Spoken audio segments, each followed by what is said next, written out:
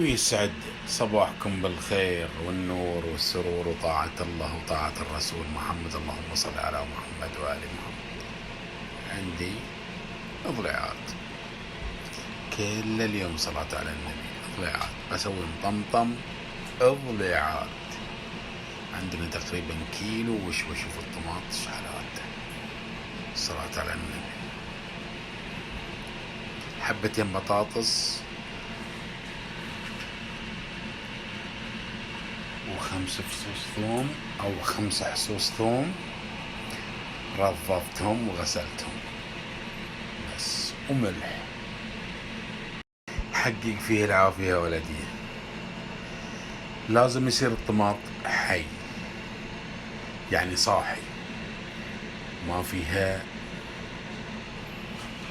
لازم تصير خنة الطماطة حلوة. وهذا البطاطس قطعته كبار شوي، وشلنا الشوائب مال الطماط. البداية أكثر الناس ما تشيله تحطها. والصلاة على النبي حطيت شحيمة قطيعة بالصلاة على النبي. يا سامع الصوت صل على النبي. نزل الطماط، صلاة على النبي، طلعت البخرة. يا حبيبي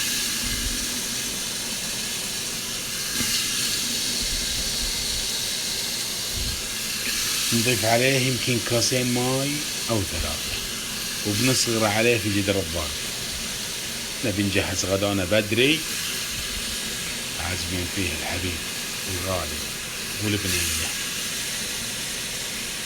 نضيف البطاطس والطماط، لازم نوزعه شريحة حلوة كبيرة صاحية بميتة.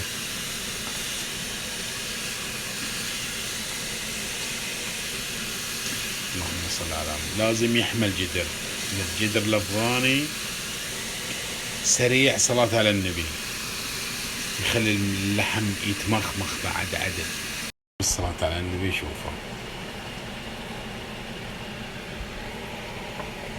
بسم الله. حط فص الملح،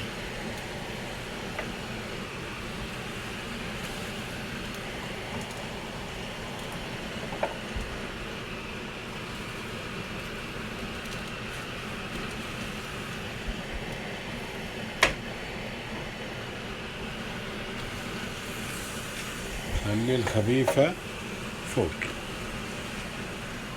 الصلاة على النبي. وهذا ماينه.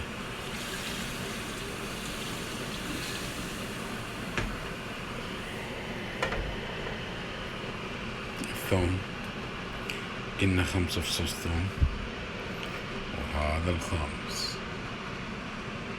نضيف عليه شوية مليحة. اللي يقول لك لا ولا، وبحط حبتين الهيل الهندي الأسود، يعطيه تدخينة جميلة. ونكتمه.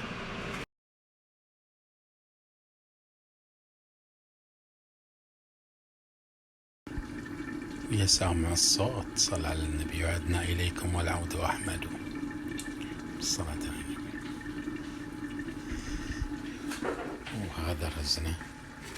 الصلاة على النبي.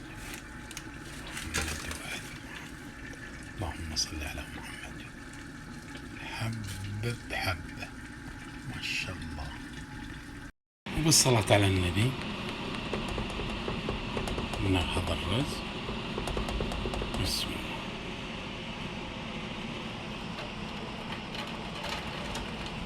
ما شاء الله. شفت الرز شلون حبة حبة، تبارك الله.